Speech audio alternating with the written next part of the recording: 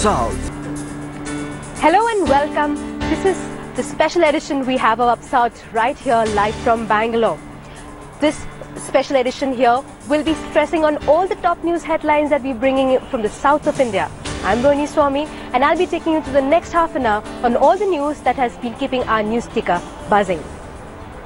To hold a press conference, but after my letter, which I acknowledge that I wrote, appeared in a newspaper today. Our first big story is the tell-all letter by now former Congress leader Jayanti Natarajan.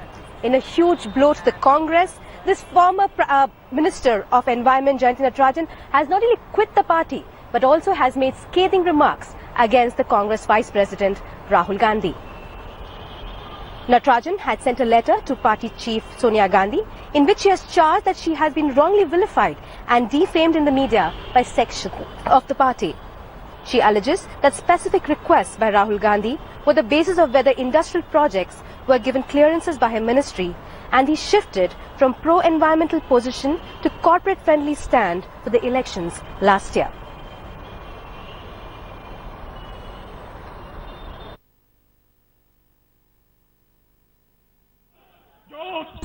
"20th of December, when I was asked to resign, the next day on 21st of December, Shri Rahul Gandhi addressed a meeting of FICCI leaders where he assured them that environment will no longer be a bottleneck. When I saw this on YouTube, I was alerted by media. I was very upset because the main hard line on environment was given by him. And he himself was, if he had a problem, he could have told me to do the clearances faster. But he himself was asking me to go the day before he addresses FICCI. And the next day he's telling FICCI that environment clearances will now become much more easy. Whereas there was really no bottleneck, there was really no problem. Two important issues, Kasturi Rangan report, which I notified the day before I was sent home, and one particular file of Adani Group which was missing and found in a bathroom. The next day, I was asked to resign. When I wrote an email to Shri Rahul Gandhi saying, very passionate, saying, I saw your speech in FICCI. I want to know why you did this. You have never said that I was holding up projects. Whatever I did because you asked me to do. I got a reply, and even a murderer has his day in court, is what I wrote to Shri Rahul Gandhi, to which he replied, I am a little busy right now and I will call you soon. But that appointment never materialized. I was unable to meet either him or Madam Gandhi. When she has returned, not immediately after she quit the ministry or she was asked to resign, it's only after 1.5 years. Why the delay? And that itself smacks of certain grand design to malign the party. And this is totally inappropriate. And for an educated person like Mrs. Jayanti Natarajan, to say that leak out certain information with regard to the ministry, functioning of the ministry, is totally uncalled for, unwarranted, and not befitting for a minister. You can't tell everything. And at this point of time, you want to dig some holes into the party. She is totally mistaken. Congress party is a very vibrant, strongest party that is going to stay in this country for another hundreds and hundreds of years. After Jayanti Natarajan's explosive charge against the Congress party and its president, party leaders have come out in quick succession to slam her. More importantly, they called her an opportunist. Joining me now live from Chennai is my colleague. Would be the last person to interfere in the functioning of any ministry.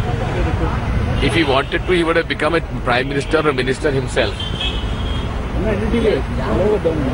So therefore, I think this kind of an allegation by someone who got everything what she got in her life till now from the Congress party, this kind of an allegation is really uncalled for.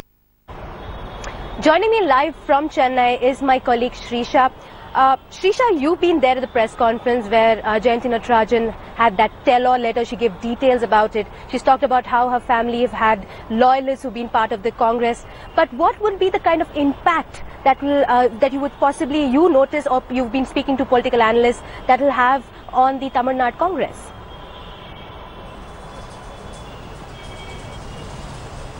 Well, Rohini, it will of course take, it will leave the Congress red-faced as far as Tamil Nadu is concerned, because already Congress in Tamil Nadu has a lot of infighting within it. And apart from that, recently GK Vasan had exited the party. So yes, now that with Jayanti Natarajan's leaving the party will also have a serious impact on the Tamil Nadu Congress. But if I can bring you the latest information that we have been getting right now, right outside Jayanti Natarajan's house, there was a protest that was going on. The Youth Congress leaders have staged a protest demanding Jayanti to withdraw her comments on Rahul Gandhi, because she had leveled a serious allegations and accused Rahul Gandhi for not letting her for asking her to clear specific files. So yes, of course, it will have a serious impact. Having said that, even in the last elections, Lok Sabha elections, none of the parties in Tamil Nadu, in fact, a lot of allies in Tamil Nadu who once wanted Congress to be a part of them, did not even ally with them. So this will again have a much major impact for Congress for 2016 elections. Again, Congress having less than 5% vote share, it's very difficult at this point in time with Jayanti Natarajan leaving the party. Though she does not have a mass appeal, this news particularly has raised eyebrows. Rohini? Right. Thank you, Shrisha, for joining us. Well, the next big story that we have is coming in from Karnataka. The Karnataka state government has decided that they're going to amend the rules of the RTE. Now, what they're saying is that so as to show that Karnataka is their state language and they pride in it, they have decided to defy the Supreme Court order, when the Supreme Court had clearly said that Karnataka cannot make Kannada as a medium of instruction in primary school, that is between standard 1 to 5. But yet, they have decided to take that stand.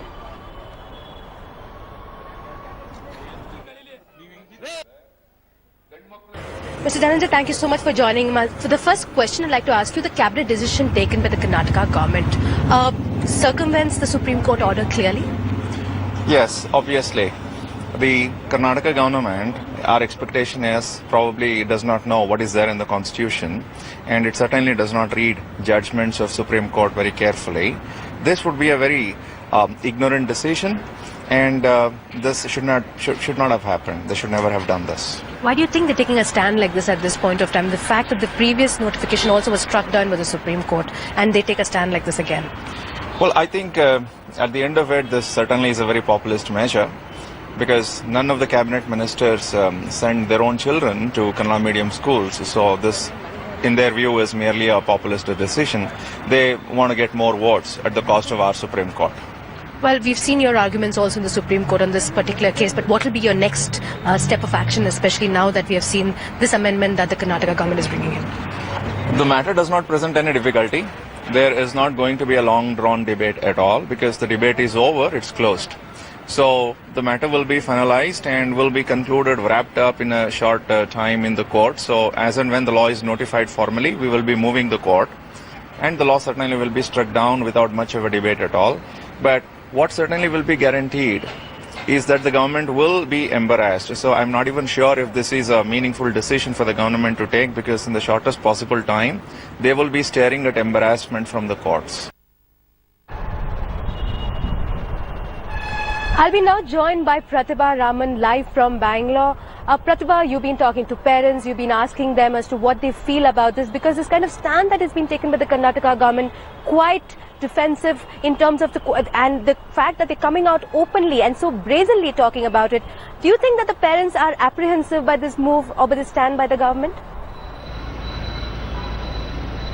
Well, Rohini, to start with, parents are not just apprehensive about this, but they are also absolutely outraged by this entire action that's or the stand that's taken by the Karnataka government. In fact, I have with me one such parent, so I'm sure you're absolutely disappointed by this stand. Yes, absolutely. I'm disappointed by the stand. Why? Because already Supreme Court has given the order saying that you can choose any medium, not Kannada. You can choose any medium.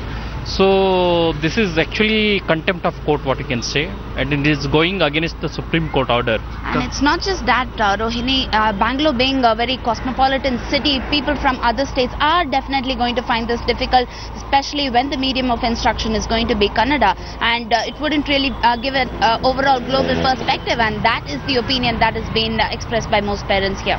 Rohini? Thank you, Pratibha. Now the next big story that we're looking at is a heart-wrenching story from Hyderabad.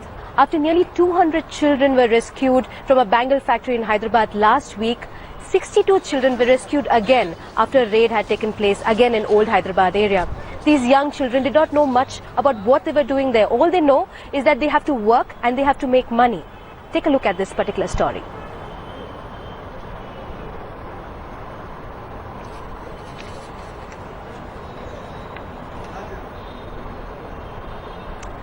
Joining me now on this on our live is Neena Nayak, the chairperson of the National Child Rights Commission. Ma'am, thank you so much for joining us. Ma'am, this whole business that we have seen about children, bonded labours, how they have been there, the fact that these raids take place and when police find them, it's just a drop in the ocean. But don't you think there's a bigger picture to that every time we see such kind of activities of children being trafficked or such kind of children being rescued? Yeah, definitely. It's happening across the country, and Bihar state is quite, we are all familiar with it at the National Commission and at State Commission. Children are going everywhere. Last year it was Bharatpur. In 2013 March it was Bharatpur, where hundreds of children were found in bangle factories. So this is not new and happening all the time. Supreme Court, High Court, states, all are passing directions. National Commission also passed in the Hemanti Malik case in 2010. Hemanti Malik versus Union of India, it gave a kind of a draft standard operating procedure. What do you do, how to prevent it, how to rescue, how to rehabilitate, restore all these children. But I don't think on the ground these things are happening. You're right, ma'am. You're making a very valid point, but we've also seen that how in such kind of instances there are people who pose as parents and take the children back and again bring them back. So what do you think should the cops and especially people in terms of society, what should they be doing?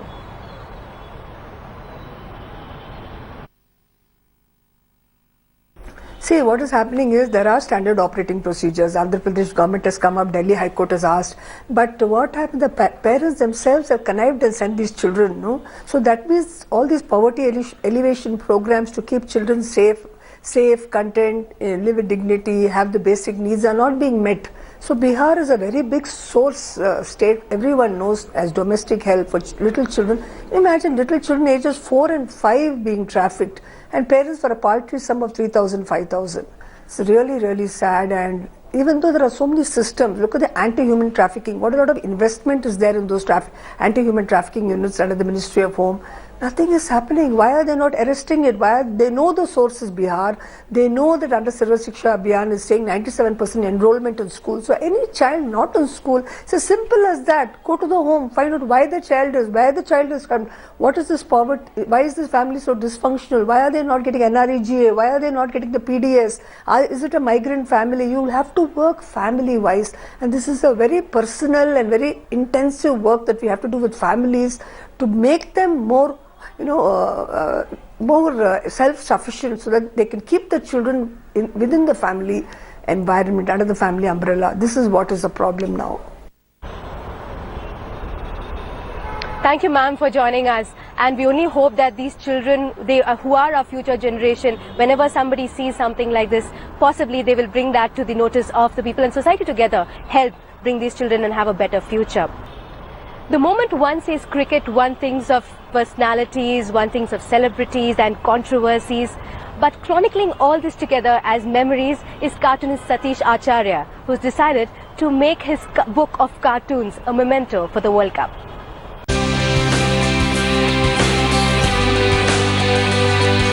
Like all cartoonists in India, Satish grew up tracing drawings of R.K. Lakshman, whether or not he followed his humour back then. While drawing cartoons is naturally his first love, cricket is a close second, combining both in this book with 180 cartoons on cricket. This book contains around 180 cartoons over the last 6 years. It covers different stages of cricket. the victories, the losses, the controversies, the personalities, the Sachin.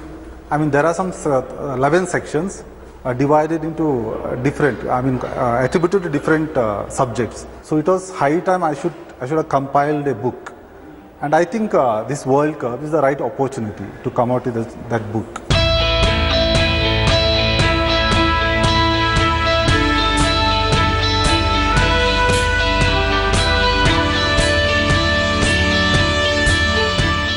While Satish Acharya is all set to release this book tomorrow, what's interesting is that this is also dedicated to the sports journalists.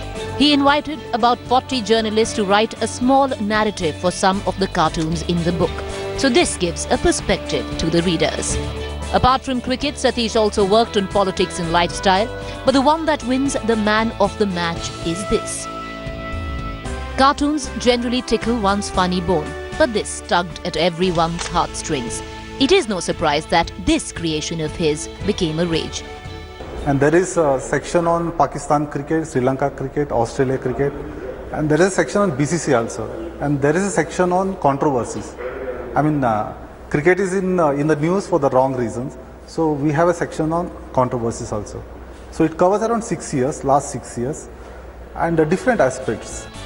With Pratibha Raman in Bangalore, Bureau Report headlines today. Thank you so much for watching Up South.